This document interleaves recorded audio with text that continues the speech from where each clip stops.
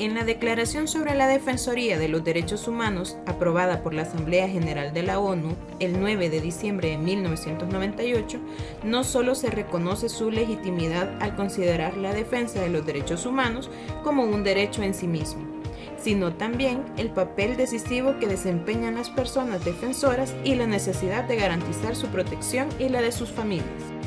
Las personas defensoras de derechos humanos enfrentan en diversos países del mundo amenazas continuas y los intentos de desacreditar su trabajo son permanentes.